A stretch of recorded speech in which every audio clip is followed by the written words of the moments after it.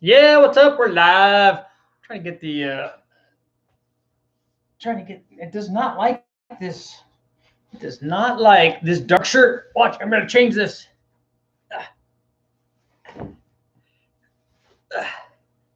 ah, change my lighting. Change my lighting. Changing my shirt. What's up? Be thankful. Hey guys, we're live. I'm still trying to fix this. I know what I'm gonna do.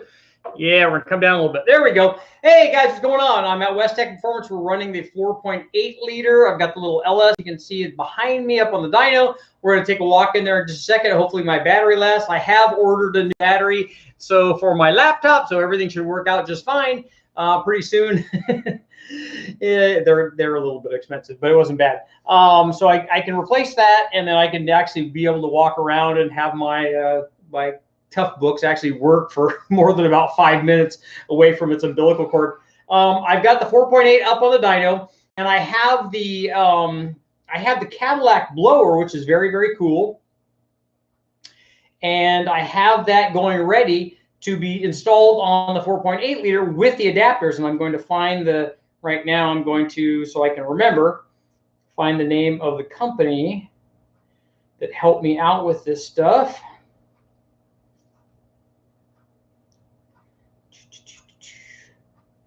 I should have prepped ahead of time, huh?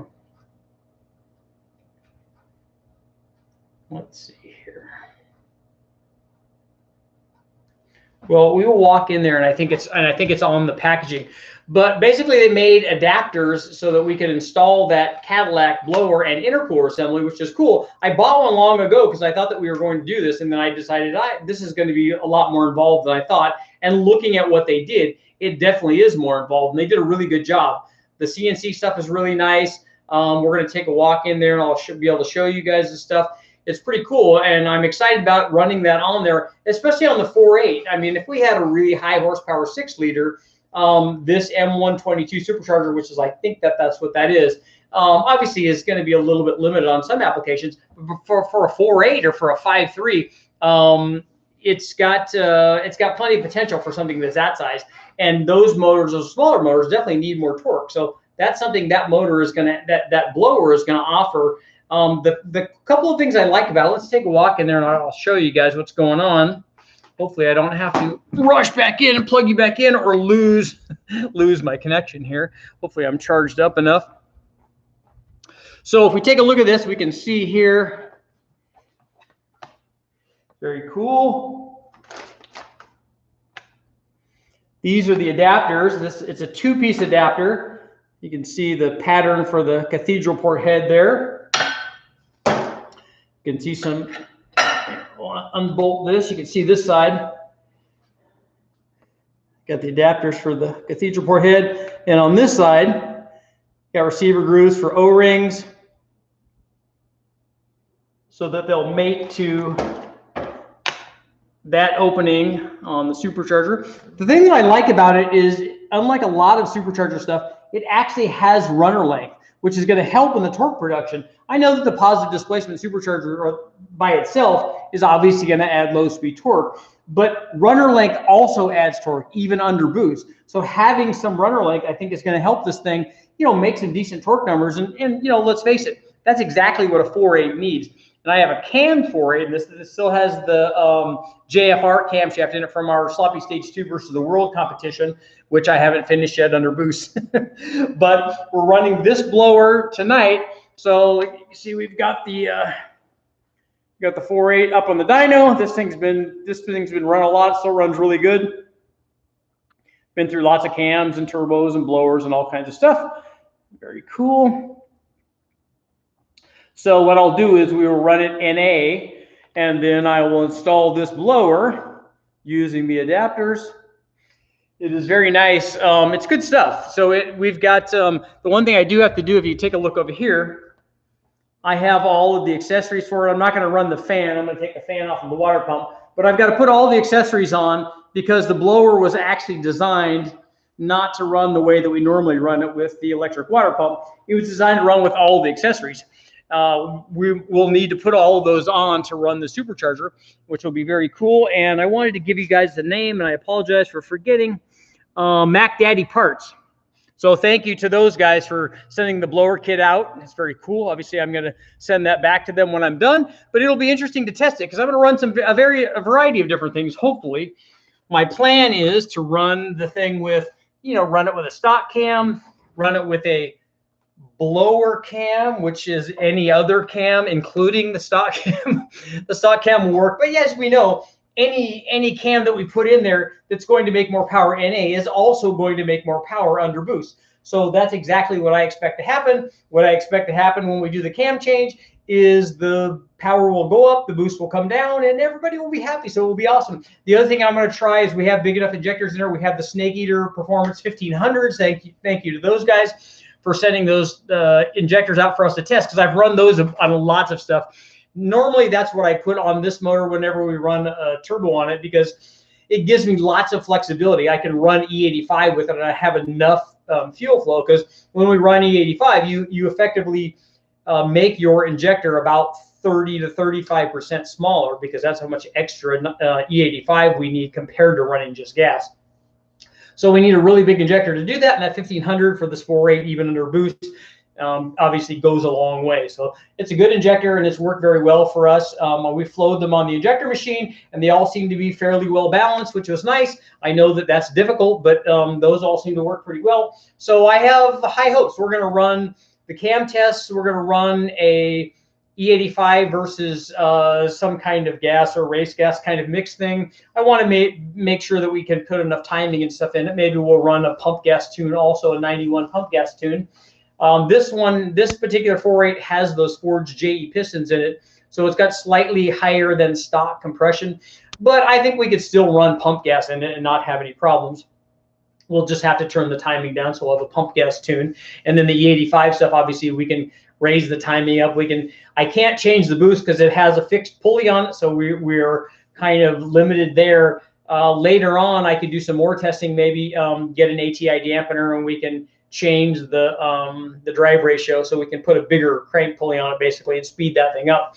But this thing should produce, I'm thinking it's going to be where the RPM we're running this motor at, and the size of this motor and the power output of the NA combination versus that blower.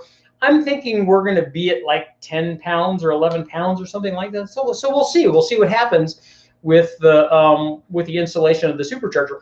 So we'll get to do a cam test and a E85 test. Maybe I'll run stock exhaust manifolds versus headers to find out if the supercharged combination actually responds to that. So there's some cool stuff there. I also have another cool thing that I'm working on when we run this. It's going to be pretty funny, and I'll be able to talk to you guys about that. I'm looking out here, seeing all kinds of cool stuff at West Tech as always. There's a 426 Hemi out there. There's a 440. The guys at Engine Masters are working on obviously some cool stuff testing that they have coming up. There's lots of great stuff. The owner West Tech has a 283 fuel injected motor that he's putting together, a little small block Chevy. And so that's awesome.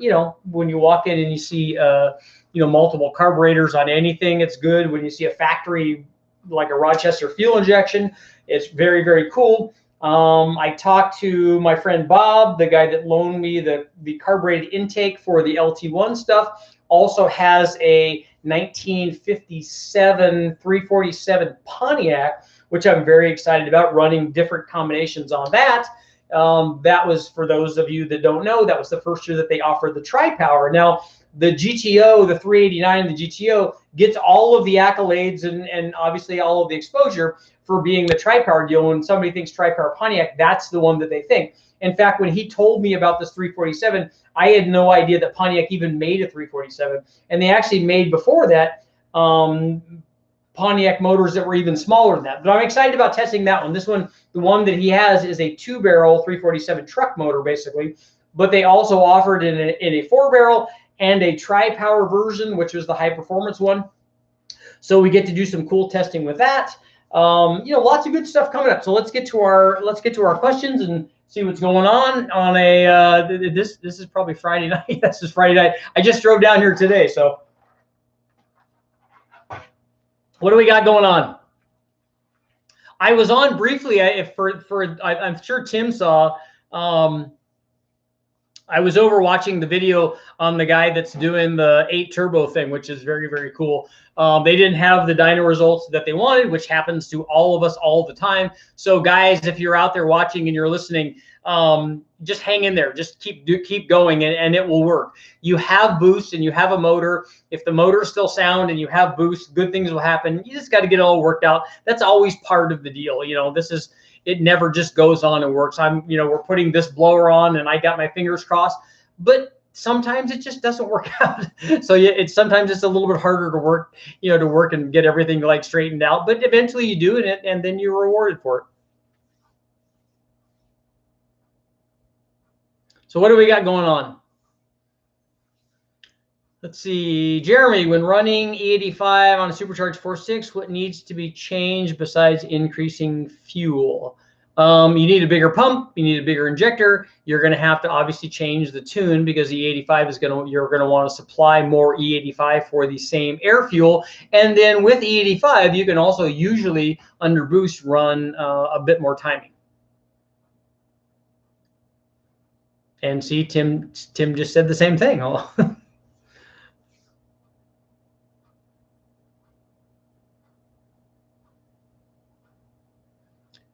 Tim said Rochester fuel injection really looks cool in the museum. It actually works very well. I've tested it on the dyno and it worked great.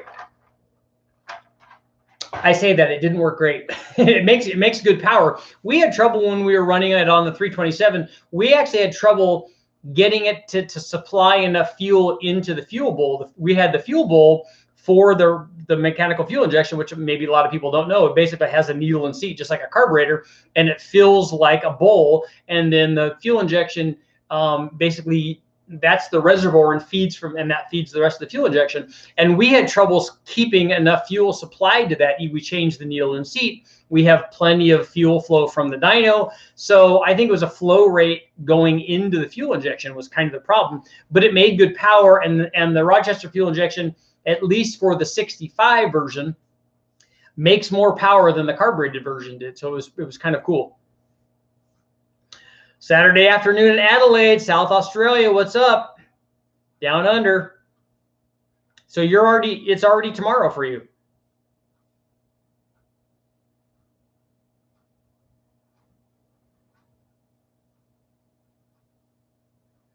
Yeah, Mike, the 283. It's the one that he's putting together is a numbers matching 283. It's a factory fuel injected car, so he's putting that back together and restoring it, which is awesome. But yeah, 409, like a dual quad 409 would be awesome. She's so fine, my 409. Matt, come on, Rich, let's see the blower setup. I just walked in there and showed everybody the blower setup.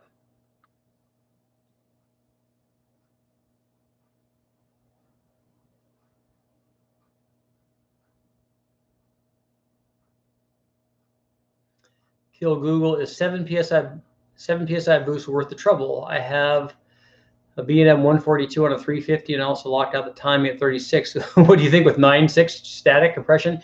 You have the timing locked at 36 degrees on a supercharged small block. I don't think that's a good idea. Your motor probably wants 36 degrees NA, so you should probably be running a lower boost than that. When we have decent gas in on a small block Chevy with boost on it, we'll run in the 28 to 30 range when we want to have it make good power, but we don't run NA timing curves on a supercharged combination. Arash, let's see. I hope I pronounced that right. I have an LSA short block. Do you want to run some tests on that? I can drop it off for you. An LSA, like an LSA supercharged combination? What I'm more interested in actually is the blower itself. I'd like to run an LSA blower and do some more testing with that. Although this one will probably work. And I also have a Magnuson 2.3 liter over there, which I want to run on something as well. I've run lots of Kenny Bell stuff on the engine dyno. We've run lots of 671 and those kinds of things. So, but that's a good short block. And I remember driving some of those Camaros and they were pretty impressive.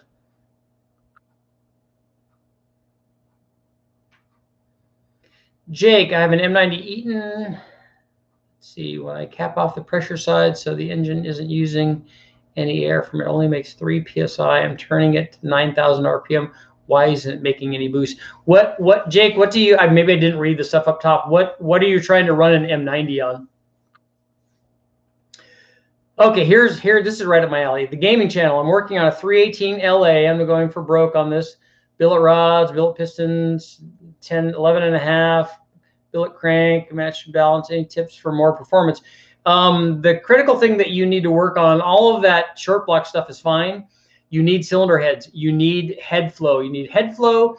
What I call the big three are what you need to make power. You need lots of head flow. You need lots of cam timing, and you need a good intake manifold, and those are the things that are going to determine the power. The short block is going to help, certainly, and having high compression is good. Having a good oiling system, and headers, all that works.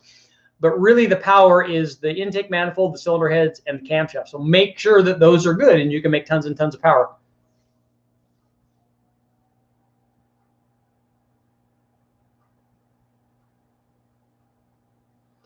Kill Google. I notice everybody. I try to read every comment and try to answer them all. Sometimes I can if there's lots and lots of people, but sometimes I'm not able to do it. But I try to answer everything that I can. See, what is the best TVS blower for an LS? Interestingly enough, I'm going to be doing a blower dyno video, and I was talking to myself most of the way down here as I was driving about that. But the 2650 is a really good blower for very high horsepower. The 2300 also works. You know, if you want to make obviously less power, you can run some of the smaller ones, but an M90 or a 122 or those kinds of things are not going to support very much power. Admiral, you didn't miss anything. I'm still here. It's all good. Thanks, Arash. I will let you know if you have a blower in a setup. Guys want me to do LSA blower testing because that's a very popular blower and it's big enough to make decent power. And I would like a blower in the drive assembly, and I just like to be able to run it and certainly give it back to you. I don't want to keep it, but it would be cool to do some testing with it. We could do some blower cams and those kinds of things. So send me an email or whatever, and maybe we can get together on that. That would be cool.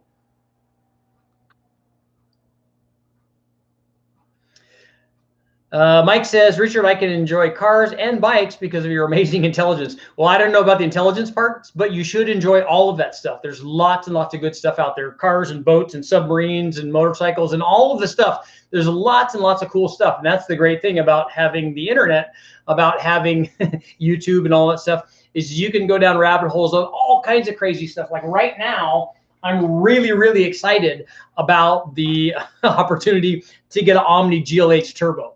So I've been really going down the Mopar rabbit hole lately with doing something to one of those. So it'll be awesome. I'm most excited about running a stock one because I haven't seen a lot of good stock dyno data. And then, you know, a T2 upgrade, and I want to find out what the intercooler is worth and what the different intake manifolds are worth, and do real back-to-back testing the way that I do on all the other stuff. And I love those cars. I think that they were awesome when they first came out, and they got a bad rap, you know, the GLH and the GLHS, the Charger, all of those things are really cool. I missed out on the opportunity to get the Dodge Spirit that has the like really good motor in it, but a regular Omni kind of is what I wanted anyway. Okay, Jake, I'm going to run the M90 on a Mercedes diesel 3-liter. But before I hooked it up, I capped it off to see what it'd do, and it made on.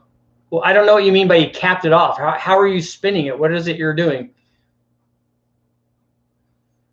An M90 will support, I don't know, let's say it's, I know that we've made over 300 at the tire with an M90, so it'll support 400 and 450. Guys are saying that they'll make more than that. They're usually spinning the ever-living snot out of them, and a lot of times they're the Gen 5 M90s, and a lot of times they're ported, and they're throwing out all kinds of big numbers. But I know that we can even out just one from a wrecking yard.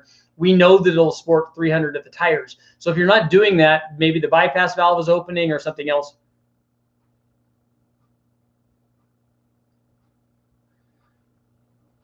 ICT Car Guy 316. I'll buy an LSA if you'll test it ported and unported. I would love to do a ported versus unported test, We have to do that at a fairly high power output to find out the gain. It's just like with ported heads.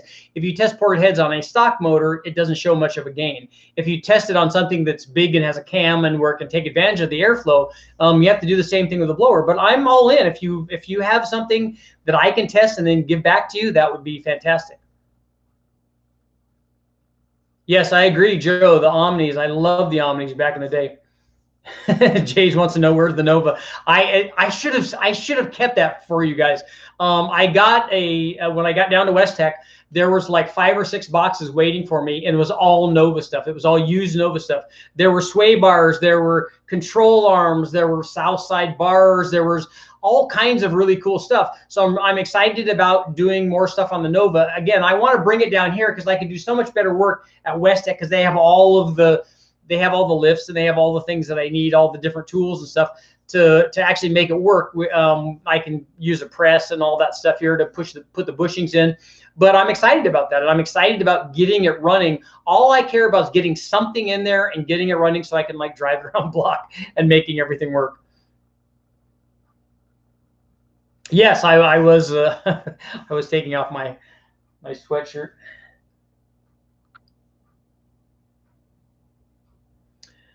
The LSA intercooler collapses with more than stock boost. I know that that's not true because we've run lots more than stock boost with that stock intercooler.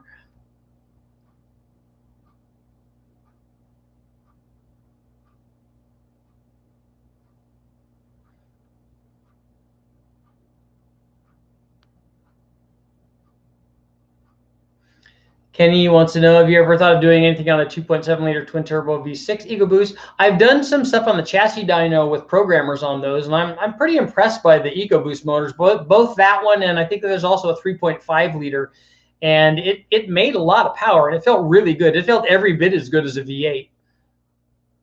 No, Riley, you did not miss the K24 Big Bang. I haven't done that with a turbo yet. Matt, I didn't make the blower adapters. I gave you the name of the guys. Now, I don't know why I keep forgetting. Jays, I don't think that the Nova is a good candidate for drag cars. It's full of holes. It needs a whole new floor pan, basically.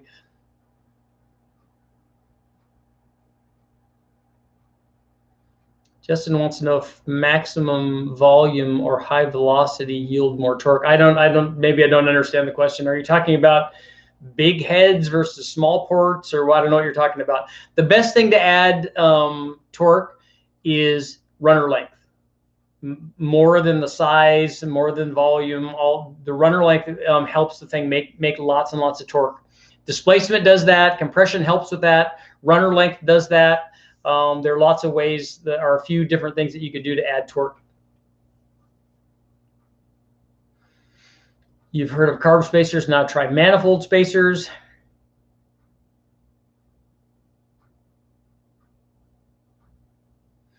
Yeah, Jake, I see it's off of a Thunderbird and it has no bypass valve.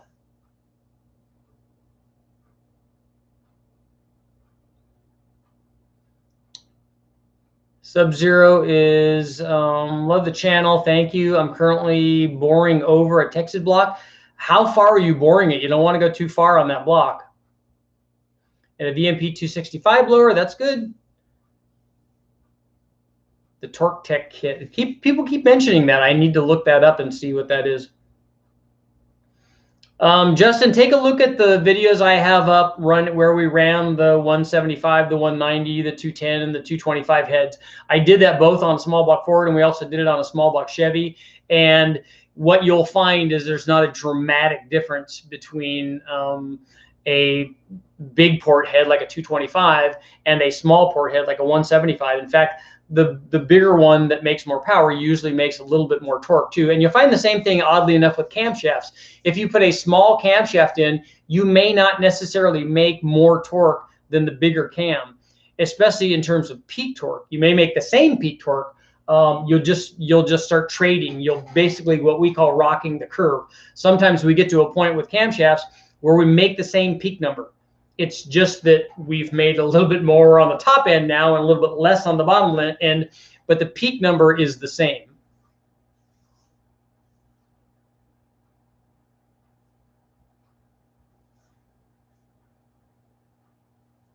454 budget build. I've done some of those. I've even done some peanut port head stuff, and it worked out pretty well.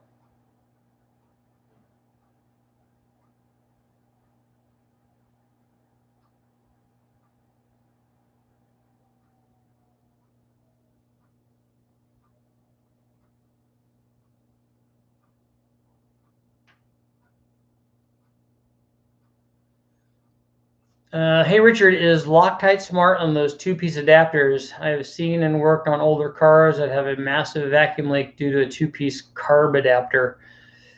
Are you talking about the two-piece deals for the Supercharger?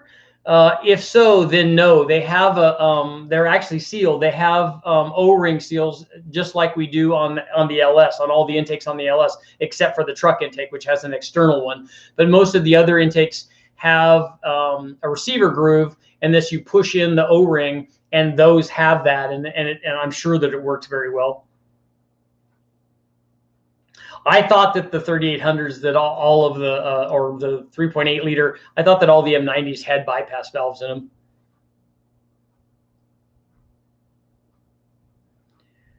Dugas wants to know, are you running this STS blower versus the LSA? Both are budget blowers. I think that the LSA blower is bigger than this, and so I don't know that this will support the same amount of power that the LSA blower does. But I could compare them. Yes, Admiral, I agree. We need a Triton V10 video.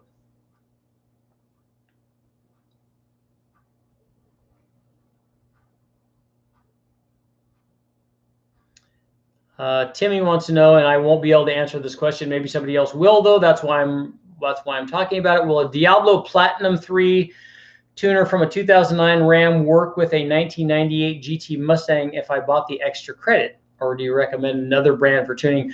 I'm not a tuner. I don't use those. I don't use SCT or HP tuners or any of those. I only run Holley HP. It's not up right now, but that's what we run that's what I use to test all these, or I've run fast as well. But we don't use any of the factory stuff. It just takes too long to load programs and stuff. And this way we can do it on the fly, and it's very, very fast. And so we have to get things going very rapidly and make the most of the available time. So this HP stuff or fast works really well.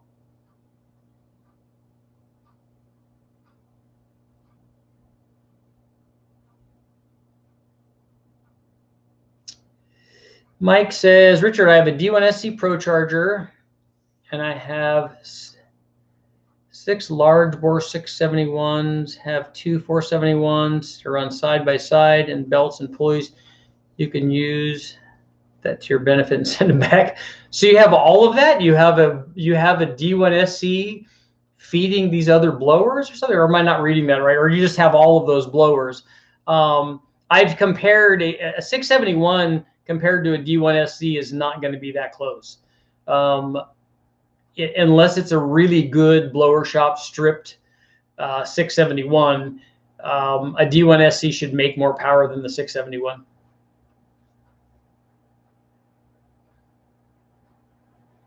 Oh, a hot mess evening. I got a response back from Tim. Awesome. I should be calling you on Monday.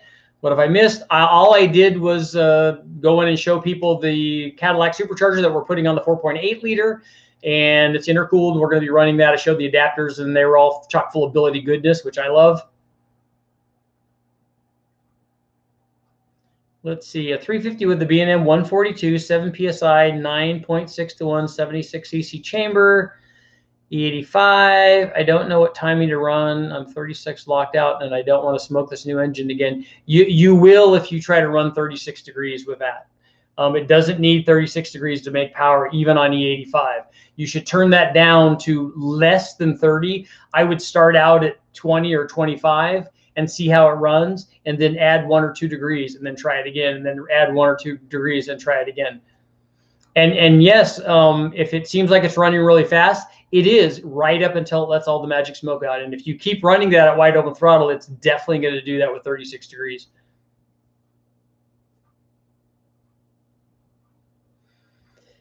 5250 RPM. Can you compare dynagraphs of an LS7 versus an LSA 4.8 liter. I've never run an LSA blower, if that's what you're talking about, on a 4.8 liter. And I can't remember ever running a stock LS7, if that's what you're talking about.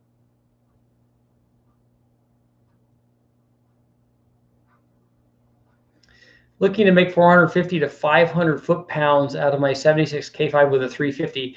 That's going to take boost. To get 500 foot-pounds out of a small block 350 takes boost or really, really like concerted effort. That's a very high specific torque output, and it's very, very hard to do.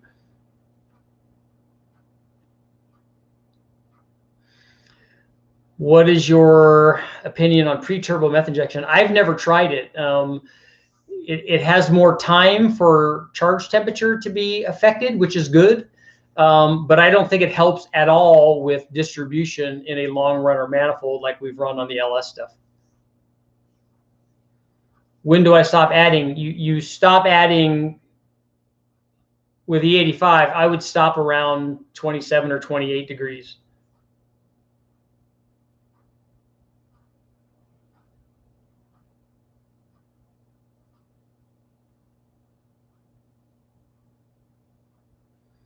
Paul wants to know, with a 4853 speedheads on the 4853 220cc runners. I have not tried those Texas speedheads.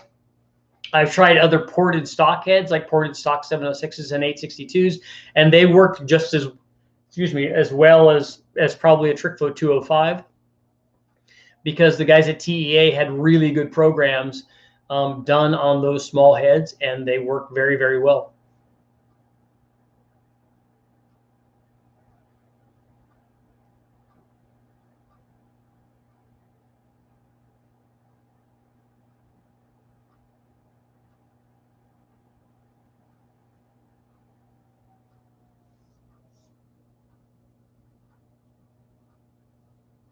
What is the possibility somebody could machine an LS style V10 or V12? They've already done that. People already make those.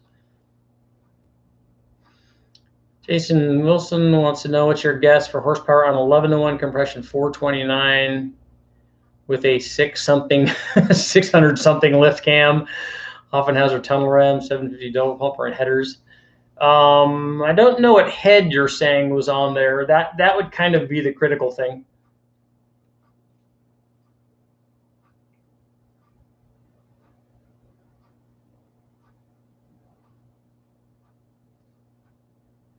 The chat isn't stopped. It shouldn't have.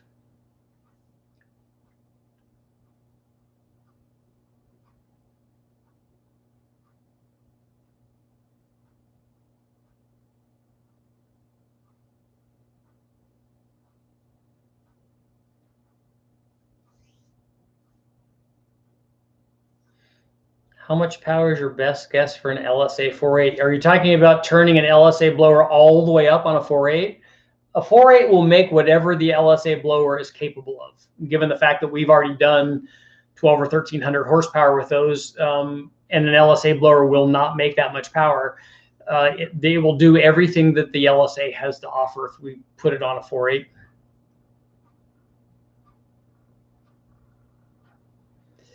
Nicholas wants to know, a 1200 wheel horsepower turbo, a Borg S480. An S480 might struggle a little bit at 1200 wheel horsepower. You might want to go up a little bit bigger than that.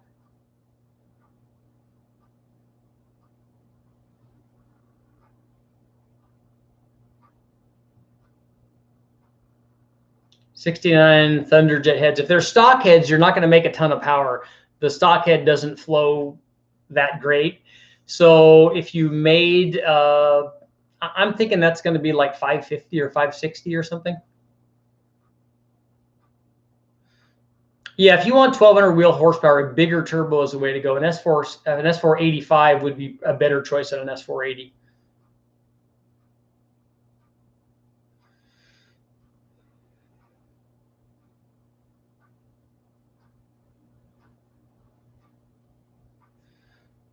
More power. We had good experience with pre-supercharger meth injection, even on long runner 5-liter Cobra intakes. My guess is that you've never measured the distribution. You haven't done 802 sensors or measured the temperature distribution and all the runners and stuff. Guys saying that it works.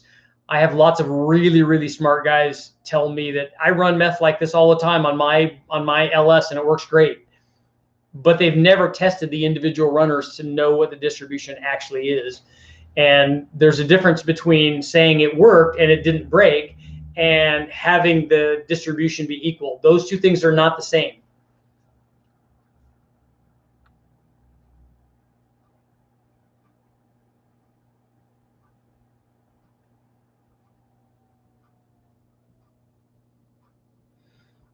No, kill Google. You shouldn't get rid of the M142. It's just limited in its size by how much power it can make. You can get a turbo like for instance, if you put a GT45 turbo on there, it will make a lot more power than that 142 does.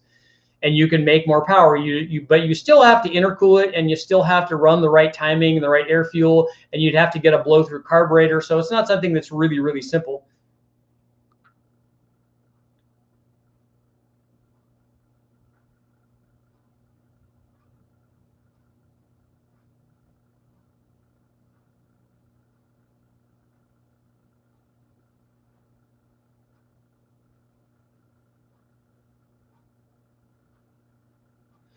Yeah, Robert Young had a sale for the turbos on Sloppy. He did a thing with Matt, and I'm going to be on with Matt next week, so make sure that you guys watch. I'm if things work out, I'm doing something funny tomorrow that I'm sure Matt's going to like. It'll be pretty good. What kind of heads and supercharger do you recommend for a 2000 Mustang GT? If it's a 2-valve, take a look at the 2-valve testing that I've done. If you port the heads and put a cam in it, put a Vortec on it or Procharger, all of those work well. Kenny Bell has a good intercooled setup for that, so you'll get even more low-speed boost response. There's lots of good choices for that. You can also put a turbo on it, and it makes good power.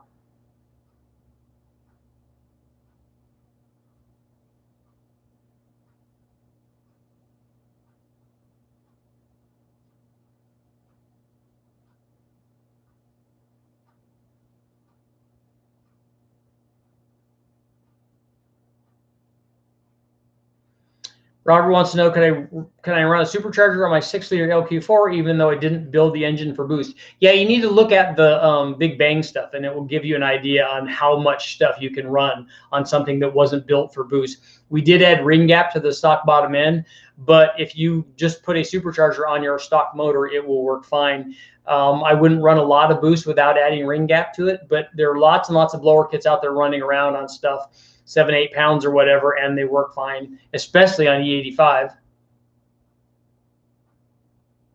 Montana, what's up? Big sky country.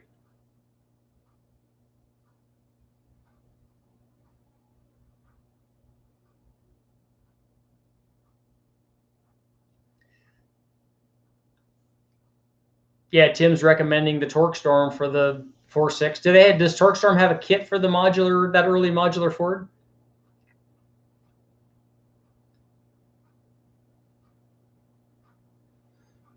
AJ wants to know, are you going to do small Chevys again? Yeah, I ended up hurting the 4.3 liter, but I'm going to put one back together and kind of do a last ditch effort on it and run it. I don't know that we need a 260 cam.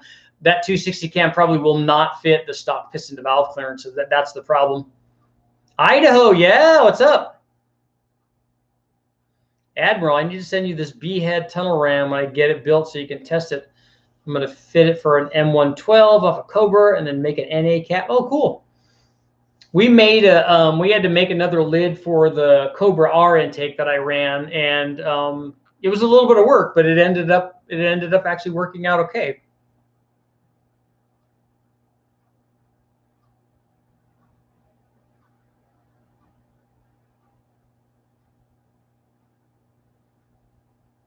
Paul switched over from a small block Chevy to an LS. Joe Jackson likes the 400 small block.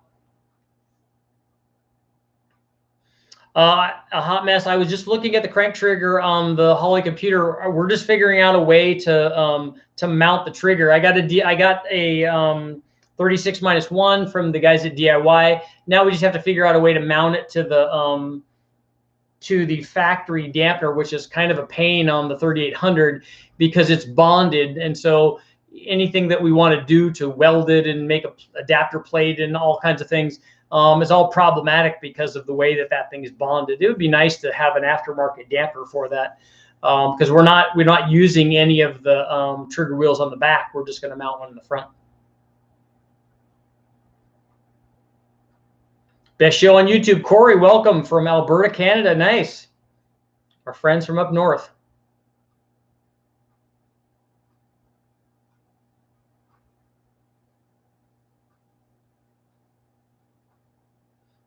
And do you have a B-head Cobra sitting around? I don't. Maybe you're talking to our friends from Australia. If there's anybody out there that needs a B-series Honda head, let me know. I have a brand new one. It's actually from the guys at Speedmaster. I don't know if they still make this head or not, but I have a new one that I've never tried, and it's just sitting in a box. So if anybody's interested in that, I'll make you a good deal on it.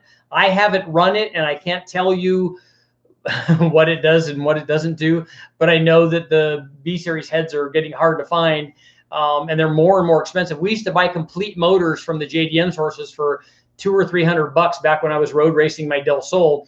Back when we were doing U.S. touring car, those were basically our race motors. We would go there and they would compression test them for us, and if they had good compression, that was a race motor. Now you can't do that anymore. Unfortunately, they're much more expensive. But if anybody out there is looking for a head to play with, let me know and send me an email, and I can make you a good deal on it.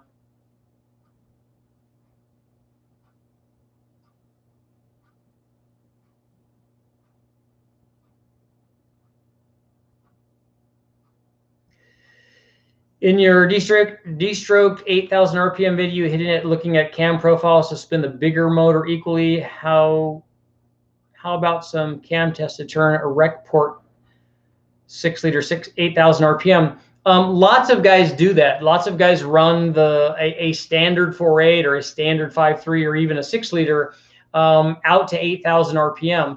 They do that usually with boost, because with a rising boost curve and a short runner intake. And a lot of them don't even have lots of head flow. A lot of them have stock heads. But with the right valve train, you can run at that RPM, and you can make power if you do those other things that I just talked about. So it has nothing to do with the stroke. You can run the standard stroke, the 3622 stroke, at that RPM with a bigger motor with the right valve train, and it works just fine. Lots of guys are doing it.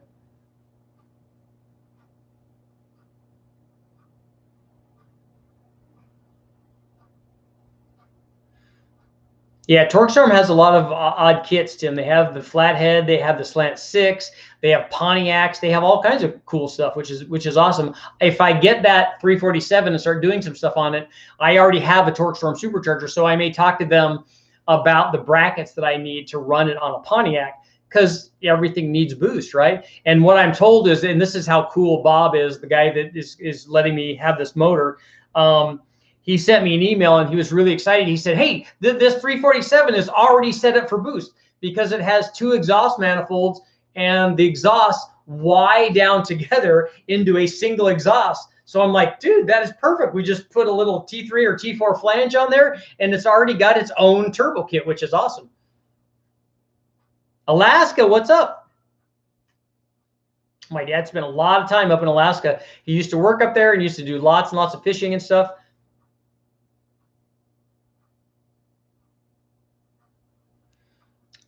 Mike, I would value your opinion on supercharging with hydrogen for fuel. I've never done it, so anything that I gave you would just be a guess, and I try not to do that.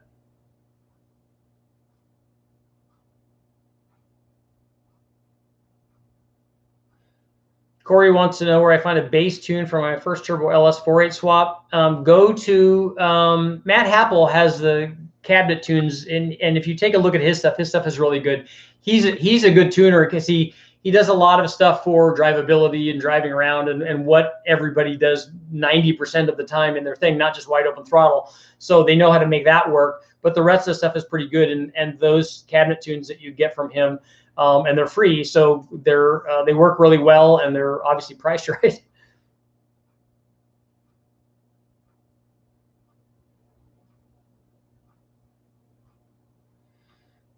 Bear Rose, I just picked up two 2.3 liter turbos.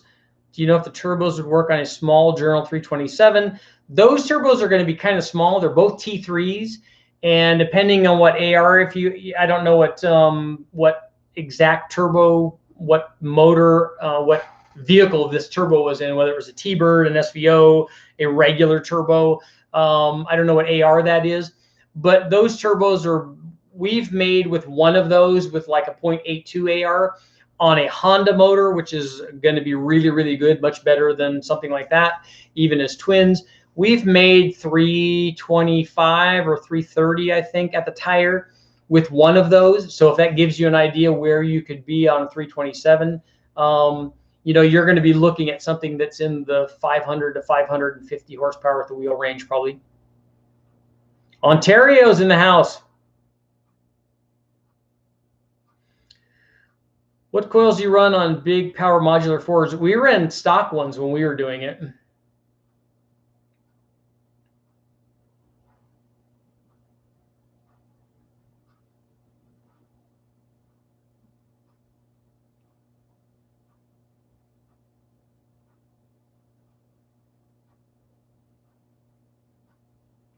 Google, it's going to be detonation. You have more timing than you need for that application. You need to take timing away. How hard is it to B-swap a D16? Well, you couldn't swap just the head. You have to swap the whole motor, and that's not hard. They've been doing that for years and years, especially if you have a D16 single cam VTEC, so you already have the VTEC wiring, then you can swap into B16. Yeah, you need to swap the trans too.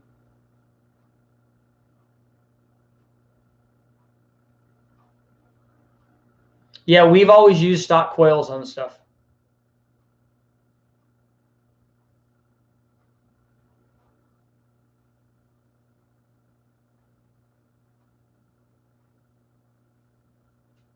Yeah, you have to swap the trans too. A B series trans is different than a D series trans.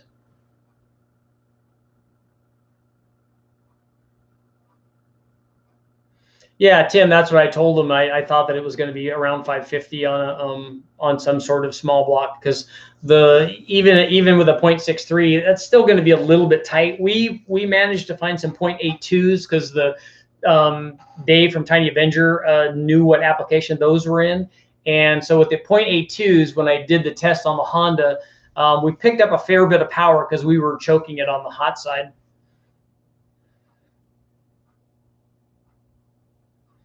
What fuel do I like best? I really like E85 because it's high octane and it's inexpensive and it adds cooling and it makes more power under boost than the other kinds of fuels do. So I think it's a really, really good combination. Matthew wants to know, on a 454 with peanut port heads, what should full advance be in by 3,000 RPM? Yeah, by 3,000 RPM, unless you're getting detonation, usually on a carbureted combination or even a throttle body combination, usually all of the advance is in by 3,000 RPM. It certainly is on all of our stuff that we run on the dyno. We usually change the springs and weights on the MSD distributor so that we have full advance by then. If you're getting detonation, you can put heavier springs or weights in it and stall that out till 3,500 or even 4,000. But the problem is that on a 454, you may not be revving it much past 4,000 RPM, and you're still having the distributor come in. Logan, I haven't done any 6.4 Hemi cam tests. I don't have a 6.4. Taj, I've never used aluminum rods in anything.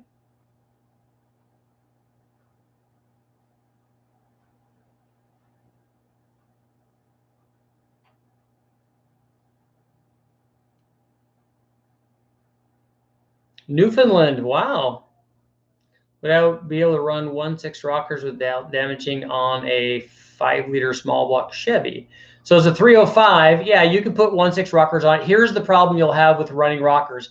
If you're running 1.6 roller rockers and you have stock springs on it, you're going to get into valve float. The heavier rockers, and to some extent the change in ratio, is going to aggravate that. You're going to have, like I said, if you're not running the motor over 5,000 RPM, it might not become a problem. But if you're trying to rev the motor with the heavier rocker, you'll run into valve float, especially with a stock spring.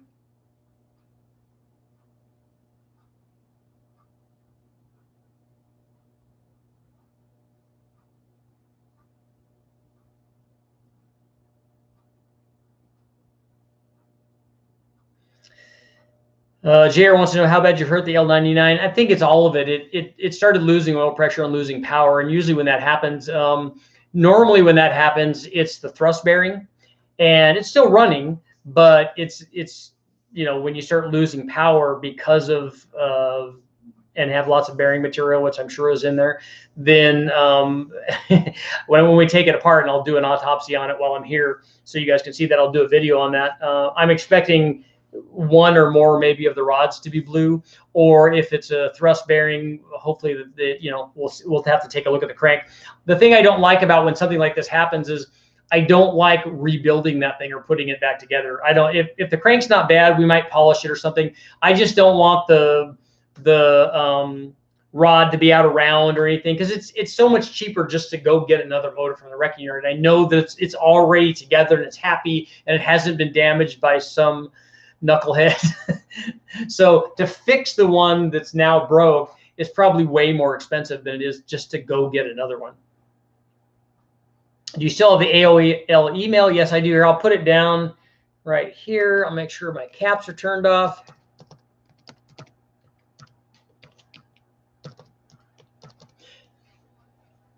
Let's see, Killer B16 at AOL. Harash, you don't have to keep giving me money. Just ask away. Do you still have the AOL? Just send me my information. Drop off the LSA engine and blower. I probably don't need the engine. I don't know what you're wanting to do with it, but the blower and the drive assembly is kind of what I'm interested in. Mike, what's up? Yeah. Thank you guys for showing up. This is awesome. I like getting to hang out with all the car guys.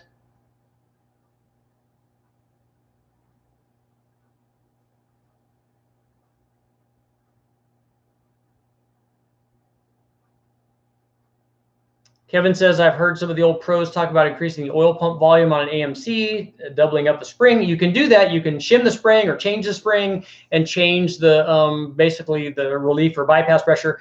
But here's one of the things to be concerned with is, and this is also something to be concerned with when you go to a high volume pump, is you don't want the oil pump to suck all the oil out of the oil pan and have it push it all up to the top of the motor, and then there's no more at the bottom of the motor. So if you're going to do that, you need to be concerned about oil volume and oil return. Some motors are better at oil return than others, and some are not. That's something that's fairly common with a stock pump on a Mustang application, for instance, on a 5-liter Mustang. If you put a high volume pump on it, it's not uncommon for the oil pan to run for you to run that thing dry, and that's not a good idea.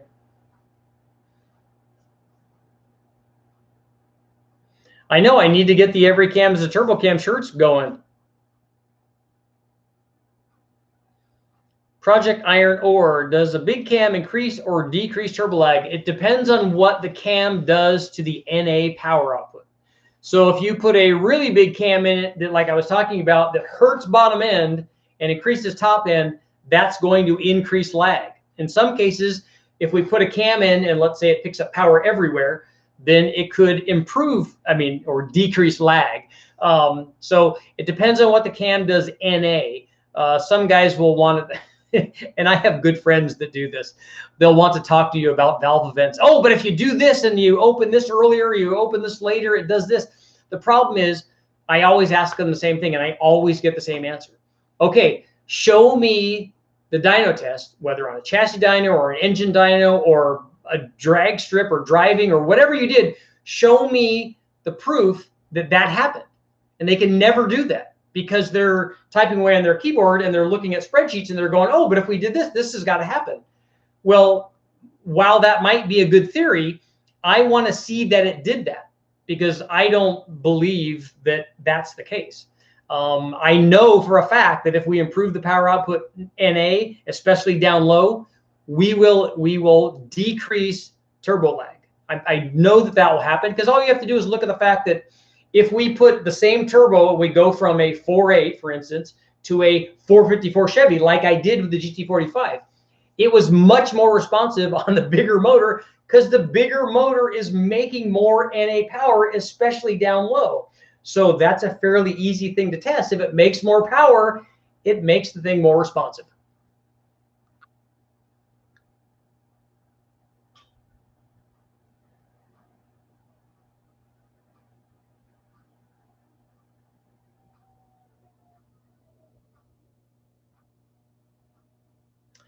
Kevin says a Milodon swing and pick up an 8-quart pan on a Group 19 360 V8. What's a Group 19? So a boost cam is make-believe. No, it's not make-believe, and that's the thing that's the when I tell people that every cam is a turbo cam, all I mean is that whatever cam you have in your motor, you can run boost on. You don't have to have a specialized cam. A stock cam will work with boost. A NA cam will work with boost. A nitrous cam, a turbo cam, a blower cam. You can run boost on all of them. There are some that will work better than others because they work better NA. I always use the LS9 as an example, and I have dyno data up here on the thing. I could turn this a little bit and kind of show you. I don't know if you guys can see it because of the glare. If you run an LSA cam, it makes more power than an LM7 cam, but will not be as responsive down low, because the LM7 cam makes more power, makes more torque than the LS9 cam does low. In fact, all the way up to 4,700 RPM. So, and especially down low, the difference is quite a bit. That might be 30 or 35 foot-pounds of torque. So despite the fact that the LSA cam makes 70 or 80 more horsepower at the top, it makes less down low. So if those cams do that NA, they're going to do that when you add boost to it. I don't care what the valve events are. I can just look at the dyno graph and tell you what's going to happen. For the Caddy Supercharger, if they let you do whatever you want with it, you might look at what the Mustang guys were doing to the M112 porting. Yeah, I've seen the, and as a matter of fact, I did some M90 porting back in the day when we were doing the 3800 stuff with Rammer technology. We did inlet porting, we did discharge side porting, and it helps. And I've seen the ported stuff that guys are doing on the M112s also. All of that can help. I don't foresee myself turning that blower up to try to get every last little bit out of it. For me, I think that that's kind of a waste of time. If I can port it and get another 10 or 20 or whatever out of it, that's a lot of work to get that. If I'm doing that and I want to get more power out of it, I just put something different on it. I'd put a bigger blower on it. That's the answer. Or turbos or centrifugal or something else. This supercharger is designed to run efficiently in a given range. And by that, I mean a given power range on a given displacement. And it's really good for what it's supposed to be doing. It's not good for being a drag race car unless you want a drag race car that makes 600 or 700 horsepower, which I think is kind of where this thing is going to want to be happy.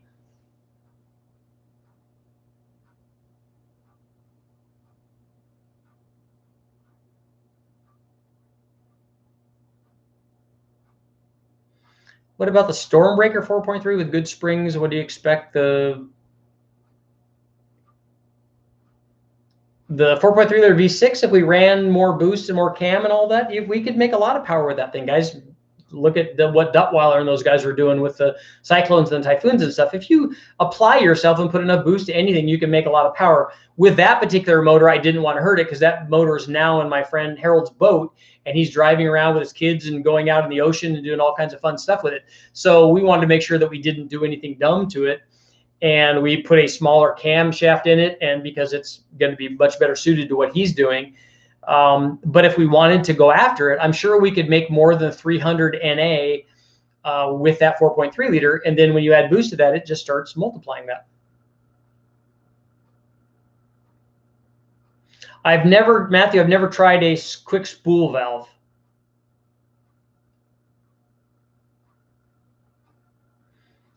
I wish somebody made a 5.3 liter intake to run an M122.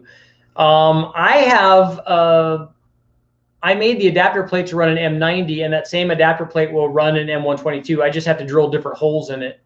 But it's just a flat plate on top of a Holley high ram, which makes it very, very easy because it's just a flat plate basically.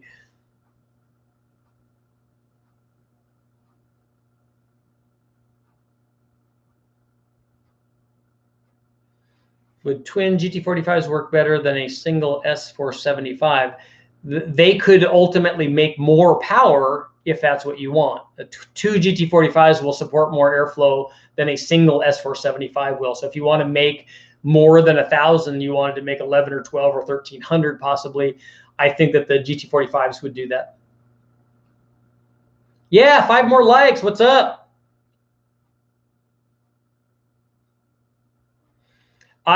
People are talking about VVT right now, and that works very well. I'm a big fan of VVT, especially after seeing we ran the 5.7 liter, I call it a Gen 4 Hemi motor with VVT and active runner. It has the dual runner stuff, and both of those are awesome for making a really broad like power band. The VVT, by advancing and retarding the cam, you can put the right VVT cam profile in there, and depending on which direction you want it to go, advance it for more low end, or usually they retard it for more top end. So you can get a really broad curve, and it's definitely beneficial. And the VVT on a turbo application, because you've enhanced torque production, would definitely help with response rate. But it does that NA too, and that's always my point. Yes, that helps. Those valve events help with turbo response, but they also help produce more power NA, and that's always my point. If it does that, we have a pretty good idea that it's also going to improve the boost response.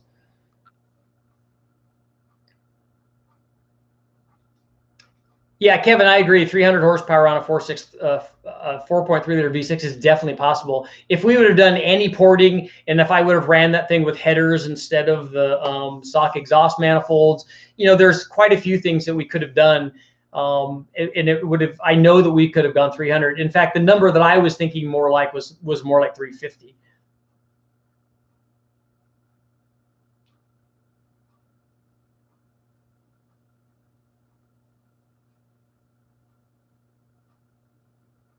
Would you say hi to my granddad, JT? What's up, JT?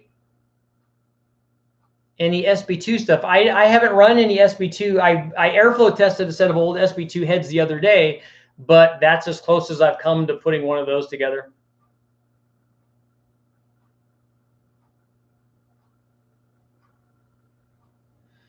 .3 liter V6 Gen 2 is 285 horsepower, and the 4.2 liter Atlas motor is 290 horsepower.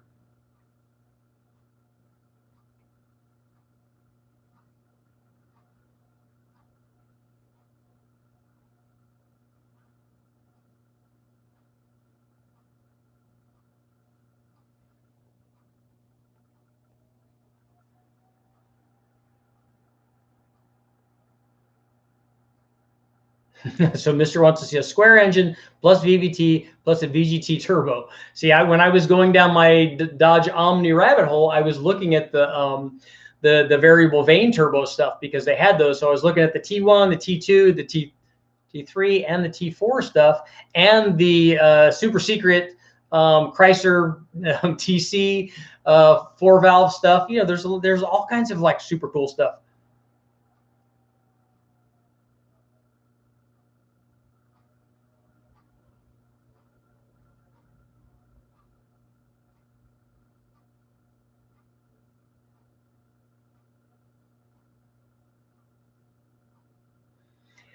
I don't remember seeing the 2 blowers on the 4.3 liter V6. Turbos obviously work really well. What I want to do more than anything on the V6 is cut up a manifold. Like I have a sniper manifold for a small block Chevy, and I want to make that work on a V6.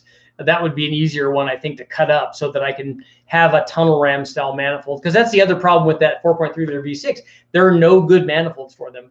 Brodex makes one or made one for their aluminum head.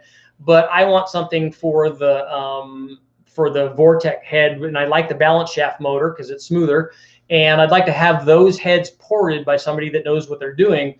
And then I'd like a tunnel ram style manifold that I could blow into. I would rather not do a blow through carburetor one, although it works just fine. If you guys haven't seen the Instagram post that I made, and you guys can guess along with this, maybe I can show you on my phone.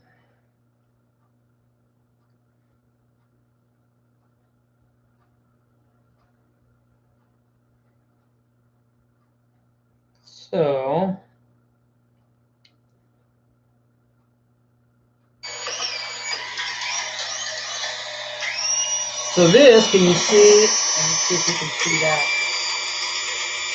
Yeah. That's Mike Miller. See, that's what happens when you got like full baller status. He's got an electric engine hoist in the back of his truck, mounted on his truck. So he just lifts his own engines out and drops them off. That was, I think, a 582 big block Chevy with two 88 millimeter turbos on it. They brought it in and ran it here at West Tech, and they only ran it at about 12 pounds. But what would you guys guess the motor like that? It had I don't know. I don't remember what heads it had on. It was a blow-through carburetor. It was a CSU carb. It was a Dominator. It probably had Profiler or some kind of. I'm trying to remember what head it had on it. I can't remember. I should know that. But it was a serious motor because that's what he built. It's dry sumping, and it's all the cool stuff. But they just ran it did some quick pulls like at 12 pounds. So how much power do you guys think it made at 12 pounds? This guy knows what he's doing.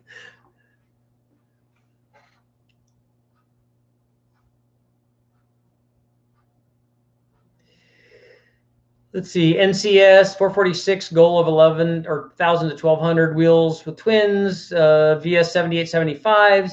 That's probably too much for what you want to do at 1,200 at the wheel. You could get away with something smaller like those 369 Borgs if you want the thing to be more responsive. We purposely picked we did twin S475s because we didn't want them to be responsive on a 6-liter, and on a 446. Well, 446 they might be responsive. If you have a 2-step and stuff, that could work. Yes, we did say UPS Mech. We did say 4.2-liter Atlas. The harness is done, and I'm using a Mega Squirt thanks to my good buddy who's doing all of the work for me.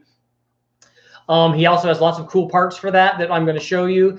We're going to run that motor, and he has one in his vehicle right now with a turbo on it. He's got a cam and ported head and all kinds of cool stuff, all kinds of cool Atlas-y stuff. So he's going to hook that harness and that ECU up to his, make sure that it works, and then get it down to me so that I can test it, and Eric from West Tech can do the tuning on that, although I'm sure I can learn to use that. It shouldn't be too hard. But then I'll go grab I've been looking over at the wrecking yard to get an 06 or 07, which is the one that I want, and we'll run it. We'll run it NA, we'll run it with header. I can have the guys at Schneider do a cam for it, but we're definitely going to run boost. Yeah, Lisa's in the house.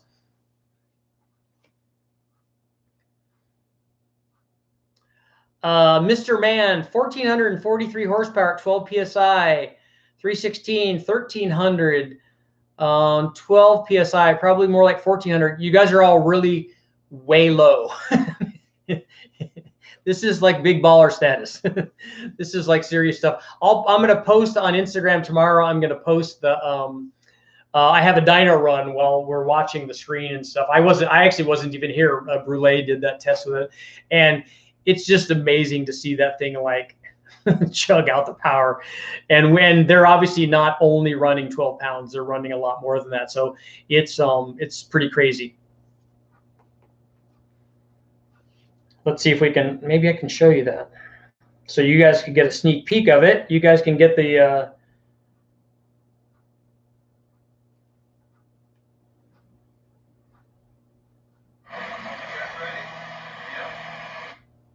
okay, here, I'll show you guys. You guys can see that.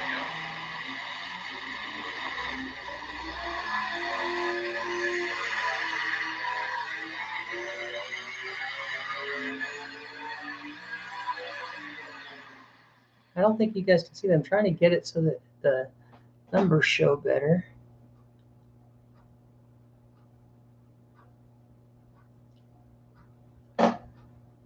That's not showing up, stupid thing. It's over 1,700 at 12 pounds, which is really, really impressive. And since he has two 88 millimeter turbos, he has enough to make all of the power.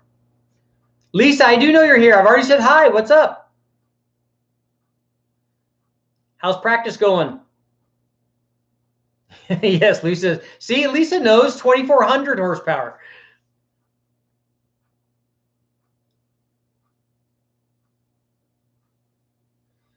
Omar wants to know if adding duration increases torque or just moves it up higher. It can actually do both. It depends on where you're starting and how much the more number is. And then when you go more, you start trading it.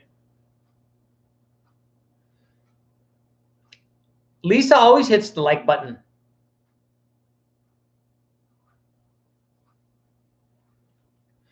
Rufus Wilson, Lisa wants cam recommendations from Lisa. Rufus, check the comments. I have my email up there. I probably have a cam, for your Gen 6. I have a small one. I think it's like a 264 or something, which would be good for that application.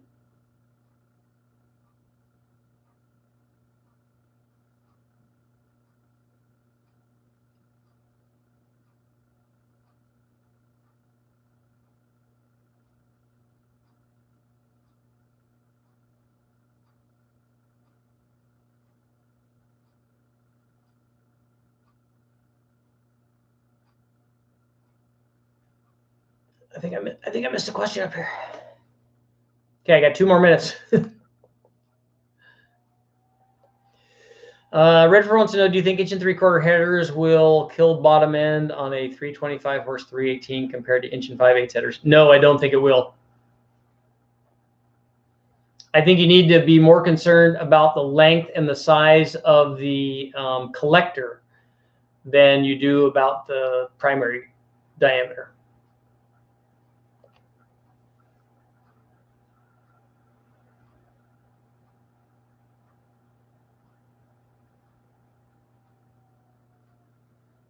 Drewski wants a quick rundown on junkyard lethal combination. Any LS with then you add cam springs and boost.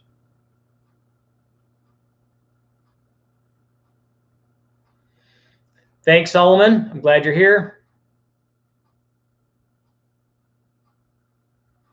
Justin, there are lots of LSs in boats. Lots of guys running turbo LSs in boats. Austin, did you just show up? We were talking about the Nova earlier. I just got 5 boxes full of Nova stuff today. All used stuff. Herb Adams sway bars. I got control arms.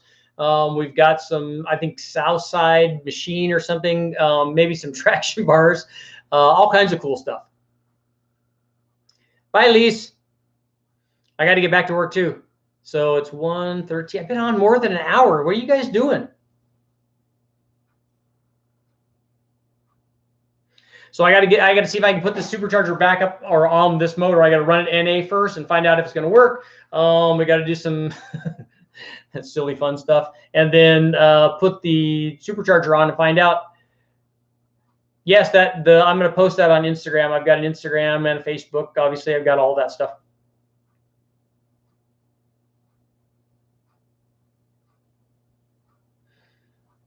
Rufus, send me an email here. I'll put my email address.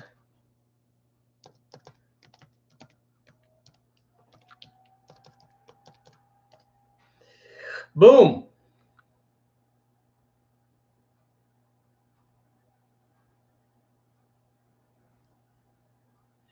I do need a tetanus shot for working on the Nova. If you saw how rusty it is, it's not really good. Gary wants to know how high the blower is. Are you talking about like what's the hood height? I don't have an LSA to measure it against, so I don't really know. Dan, what's up? Noodles Racing. I know. I need to get back to work. Yes, the Southside Machine traction bars with mullet. I'm going to have to work on the mullet part. Thanks, guys. I will see you tomorrow, hopefully with some boosted runs. You guys can watch that thing make power, which will be awesome. I'll see you guys tomorrow.